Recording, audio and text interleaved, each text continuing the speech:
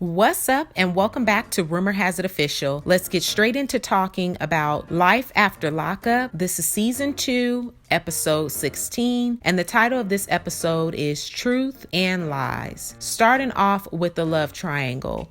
Megan, Michael, and Sarah. So Michael's mother in this episode gets in the car with Megan and tells her that she just wants to talk to her briefly. She tells Megan that she was unaware that Megan would be there for Michael's release, and Megan in return tells his mother that Michael wanted her to be there and that Carolyn knows how her son feels about her. So it's not like she's chasing him. Carolyn then says, "When you found out my son was married, did that change anything for you?" Megan's response is, "You think you just fall out of love with somebody because they hurt you?" Michael's mom still redirects her to the point of it all, which is she now knows he's a married man. Megan clearly doesn't care about him being married, and her knowing this information changes nothing. And the reason I say that is because she showed up to his release. It changes nothing. That's what I'm saying. So Megan throws up all of this crap that she's being fed, like, they fight all the time and you want that type of person for your son. Why would you want them to be together? Because Aviana sees that. Which her bringing up that has nothing to do with anything. All you can do is take accountability for you. Once you've been given a certain amount of information, been humiliated on national television, all you can do, worry about yourself. What are you going to do now gaining this information? Why she's still talking with him? Don't you want better for your son? All that type of stuff, bringing up the child, that has nothing to do with her, because at the end of the day, legally, Michael is married. So Michael's mom tells her that once her son is released, she wants that time with her son and that she better have Michael home in time, adding that she doesn't want Megan in her house. Megan says that there were times where she was introduced as the girlfriend to Michael's mother and sister. So she doesn't understand why neither of them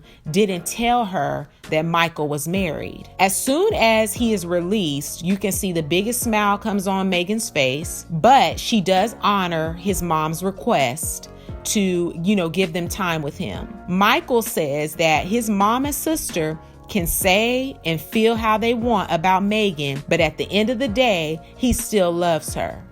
Megan once again says she has something to tell Michael and she doesn't know how he's going to take it. Now, before I move on to the next couple, let me just say this. In no way am I on the side of Michael. Just because I don't comment on Michael's actions doesn't mean that I condone what he is doing. I think it's wrong.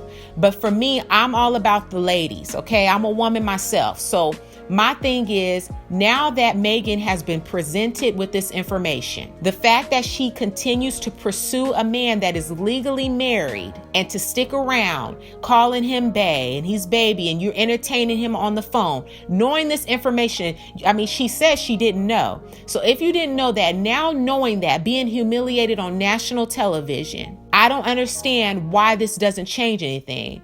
I want to see women, when they encounter situations like this, because she's not the first woman to go through something like this, fall in love with someone who has fed them lies. I want to see her as a woman take her power back. I want to see her break things off with him. I want to see her know her worth.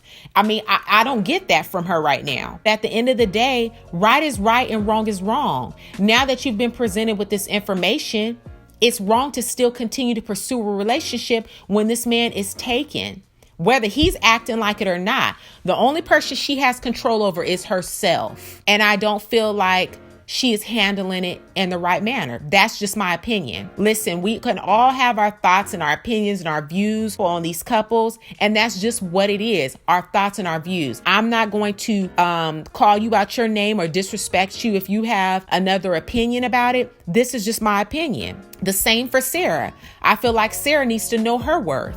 Yes, you have a child with this man, but that doesn't mean you have to continue to stick around. The girl is still currently rocking his last name. On her social media, she has his last name. I wouldn't want to walk around like that's some proud thing. It's not proud to rock a name of someone who is not even being faithful to you, who is not setting a good example for his daughter. He's teaching his daughter that this is what love is, and it's not. It's not healthy. It's not good. They're condoning it by sticking around, and that's why I don't have sympathy or empathy for these two young ladies, because I feel like they should be, as much as they talk a good game, they are not following through with showing him, we're not fooling with you like that no more, because you've been lying, and that type of behavior is not acceptable.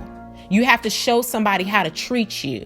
And if they're doing things like that, then I will cut them off with the quickness. I don't care if you done gave them your virginity. I don't care if you have developed feelings and had time. This man has publicly humiliated you all over the world. Everybody knows your story. And to me, my self-worth and me taking my power takes precedent over any type of love or any time invested. So that is my point when I say, and when I'm going in, because I expect better out of these ladies, and he is wrong. I'm not, just because I might not mention Michael is wrong. He is a dog. Okay. This dude was, I believe, a episode that they shared, like unseen moments, and they had the couples come back and they were doing commentary. This dude says that he has been having his eye on Lizzie's daughter, Jasmine. And I don't know how old she is, but she's got to be, 17, 18. She's still young. And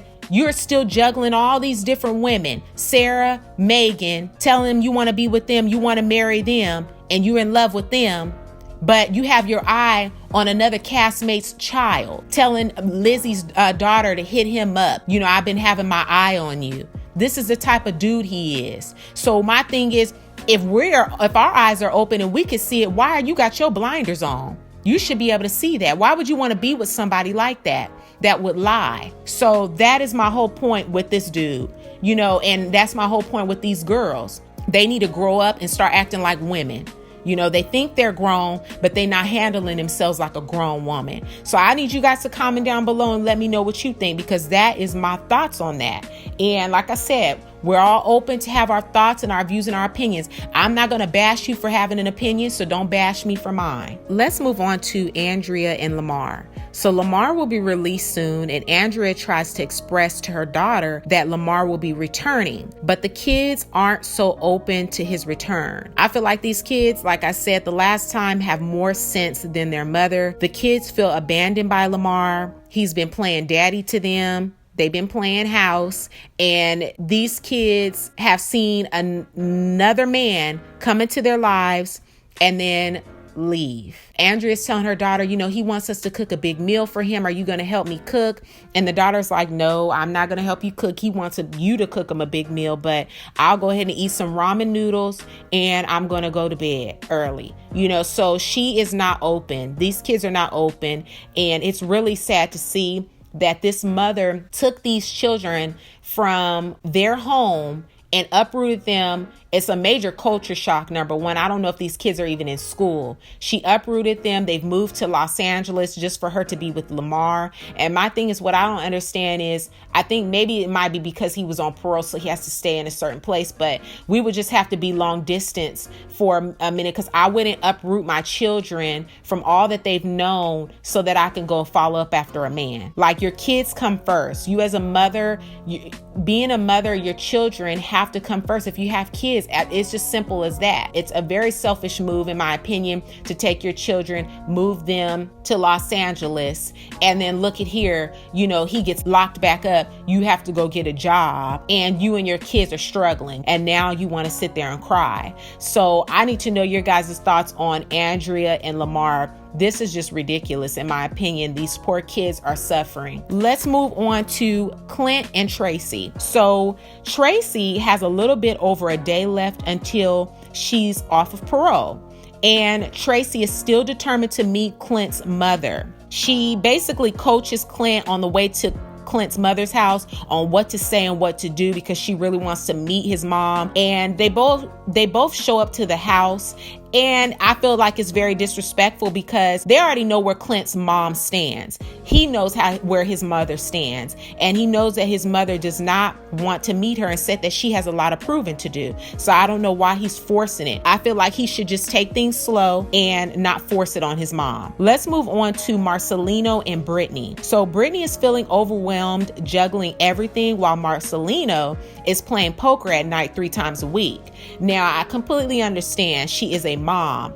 You know, to me, even though she has an older son, she wasn't really in his life. So I feel like she's starting all over. She is a new mom. Then add on top of that, she has an infant, a newborn. So, you know, I can understand her feeling overwhelmed. Being a stay-at-home mom is not an easy job. People think that it is. Oh, all you do is stay at home with the kids. But that's like having a job too, a full-time job as well. Plus, she's a wife and, you know, they just bought this new home. So I really empathize with her. And I hope that Marcelino helps her out just a little bit more. Let's go back to Clint and Tracy. So Clint's mom still isn't having it, okay? She feels as though her son is invading her space and the boundaries that she has set. Clint is afraid Tracy will get locked back up again after being rejected by his mother. He adds if Tracy goes back to jail, he won't stay with her this time. One thing that I just can't seem to understand is why do they put Clint on such a high pedestal? Because he looks like one and the same as Tracy. And I feel like that's why he's attracted to her, because they're just alike. He looks like he's dibbling and dabbling with the crack as well. I just don't understand why the parents think, oh, Clint, you deserve better than that. You deserve a woman that's going to treat you right because you're a good guy, Clint. To me, it seems like Clint has his own separate set of issues as well. So they're putting him on this pedestal, like, you know, he just really has his stuff together. And I don't see that. I feel like they probably baby him a lot, probably babying him because they're afraid of losing their son because they know he has some issues. But that's just what I see. Sometimes you attract what you are. So he's attracted to her because, like I said, they're one and the same. Let's move on to Lizzie. So Lizzie goes out on this date with this kid that looks like he could be her son. He looks like he is about the same age as her daughter. And I don't know if they picked this dude off the street, paid him and said, you know, let's just film the scene to give her more of a storyline, or if she met him on an app. I don't know, but you can obviously tell it was not a good fit. That's like somebody that, you know, like a coworker, she could go hang out and have drinks with and grab a bite to eat, but not on a romantic level. No way. So moving on to Scott. So an observation, it looks like Scott loves him some black women because on this blind date, a sister shows up. And I feel like how this date went all the way left was when Scott started to go on this rant about Lizzie. He starts bringing up his ex and he's talking about how he's, you know, over $50,000 in debt. And I feel like it's a time and a place for everything. I don't know if dude was nervous. And, you know, sometimes when people are nervous, they start to rant and just talk and run their mouth. Or I don't know if he's using that as a way for people to feel sorry for him. I don't know what the case was, but it's safe to say that woman won't be going on another date with Scott. Let's go back to Michael, Megan, and Sarah. So Megan calls herself grilling Michael, and his explanations aren't even believable, okay? She claims that she's not taking him at face value, but I feel like her just showing up to pick him up is her believing in him. She questions him on if he loves Sarah and is he in love with her, adding that will he be going to talk to a divorce lawyer? And my thing is, Michael has no money, okay? He has no job to even get a lawyer. So I feel like she's playing herself by believing all of his lies. And the next scene, they show Sarah receiving a text message from Michael's sister. His sister informs Sarah that Michael is with Megan. And it's safe to say that Sarah was not happy to hear that. Let's move on to Andrea and Lamar. So it's the morning of Lamar's release, and Andrea has some mixed feelings about his release. And she says that he'll have to get used to the new her. When Lamar gets out, he wants to know where his car is, and Andrea says that she had to sell the car. This makes him upset to know that she possibly sold his car. Once they pull up to the house, his car is still there. So one thing that I was really confused on was when Andrea said she was a stay-at-home mom. So my thing was, what type of job did Lamar have before he got locked up? And how did he get a Mercedes? How was he able to afford that Mercedes? So that just leads me to believe that that dude is still hustling on the streets. And that's how he ended up in that car with one of his gang member friends. He is still living that lifestyle to provide for their household. Let's move on to Michael, Megan, and Sarah. So Megan drops Michael off at his mother's house because she's not invited to come in. When she has one-on-one time with the camera crew, she has this nasty attitude, a sense of entitlement. And to be real, she is considered the side chick because he was already previously married.